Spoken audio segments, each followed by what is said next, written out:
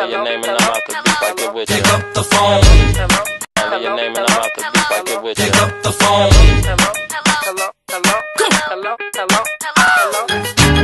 Everywhere I go, it's another show, it's another party, it's another hoe. And everywhere I go, it's another homie, it's another drinking, it's another room.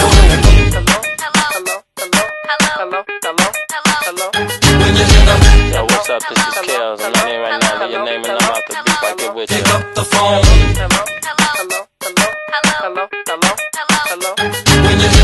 Yo, what's up? This is Kales. I'm in here right now. Leave your name and I'm out the beef, I get with you. Pick up the phone.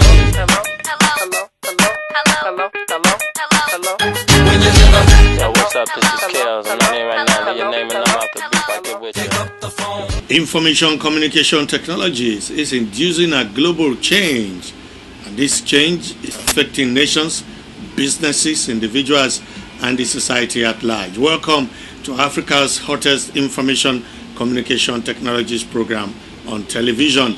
I'm DonPedroAganbi, and today on the program,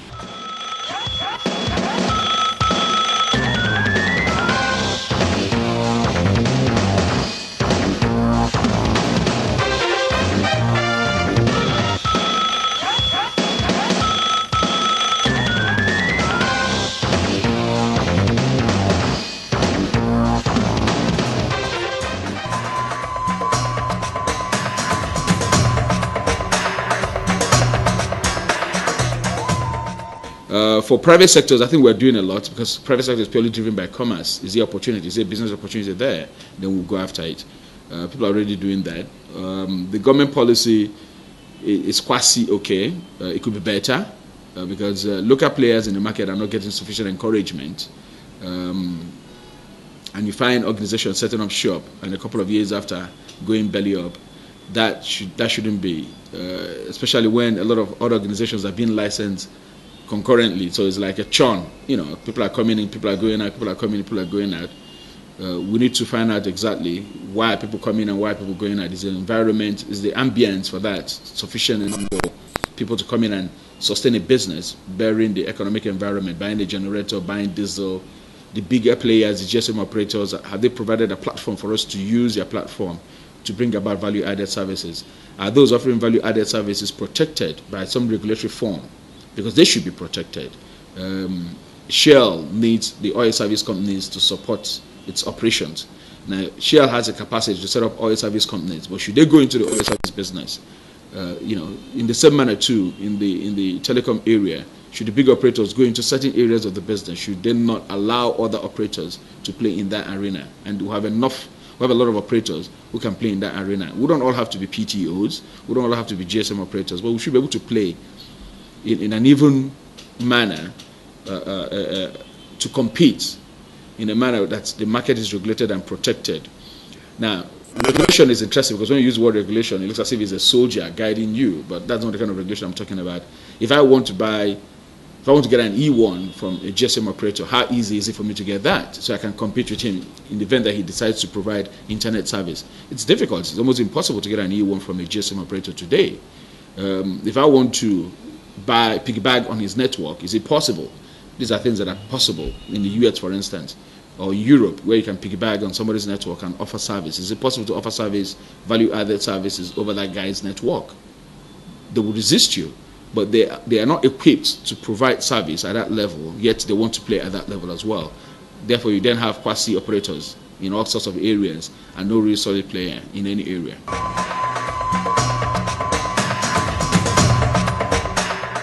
There's a lot of initiative from the government sector. But again, why do you want to give a civil servant who is not IT literate a computer? It's just going to be a design. It's just going to play games with it, solitaire. That's what I see most of the time when we go to the ministries. But what I think in that area, government is doing a lot already, but they need to do them a little faster. Because the thing about technology is that if you don't do what you're supposed to do today, tomorrow, if you do that tomorrow, you're a dinosaur. It's obsolete. It's of no use any longer. So there needs to be a continuous training.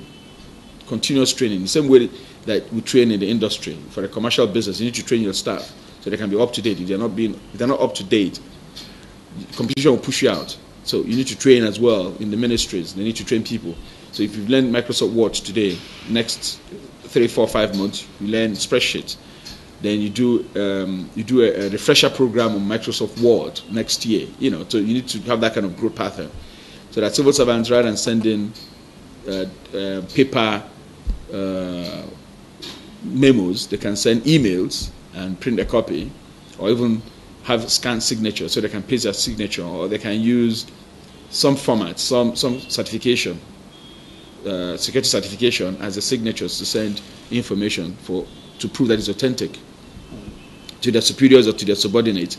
That will cut down on the paper that is being used, and that will bring a lot of efficiency. But it has to be done first it has to be done quickly. Secondly, it has to be done from the top to the bottom. It's not enough to say that all permanent secretaries and all director generals should do it. Meanwhile, the ministers are not IT literate, or the senators are not IT literate, or the president himself is not IT literate. He has to start with him. I'm sure they're still printing emails for the president to read. He needs to go to the computer himself and check his mail himself. I mean, that's where he should be at.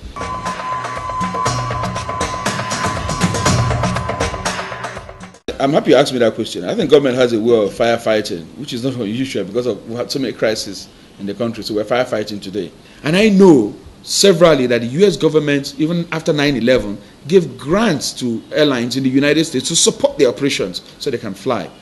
What do we do in our own market? We bring in this foreign player, and then we say, okay, you other smaller ones, okay, you guys could you can go down, you can close shop. You don't do things in that manner. It's too much of ad hoc structure, too much of firefighting, and no clear vision. Now, you said that the guys in Nama are corrupt, and I think they are. You say the guys in Fan are corrupt, and I believe they are, because they're Nigerians. Changing the DGs will make a difference. Will make a difference. You need to clean the place out, and that cleaning requires training, a new orientation. But that new orientation is not only for just that clerk. That orientation is for the whole country. The orientation is about the nation, not about just one sector of the economy. If it's bad in police, it's bad in customs. Whatever told you to be good in aviation, to be bad in aviation. Now, even the foreign operators are cutting corners. Oh, okay, if it's bad in all those areas, in the oil sector, of course it has to be bad as well, because it's the country. And I think dealing with some of these matters should be dealt with a consciousness that there needs to be, even the senators, the National Assembly, the same guys who make rules and laws for us. I mean, recently we know of a story of corruption that is making the waves in the market with the National Assembly. So it's the system. And to change the system, I think leadership is important. I think we're the ones losing the most, because we're losing people who are so dear to our country, who have brought so much peace, who have become mentors to so many people. We're just losing them just by people's careless mistakes. And that's the unfortunate part of it.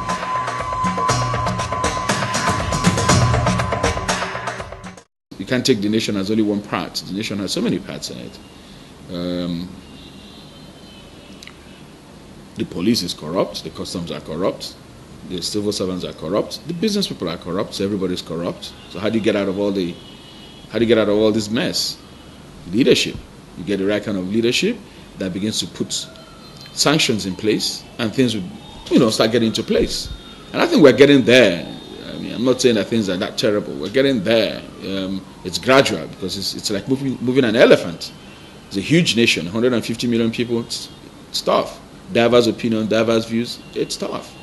Very strongly sectional, very, very strongly ethnical. It's strong. It's difficult to do things, but it's not impossible. So if you get the right kind of leadership, you can do a lot of things.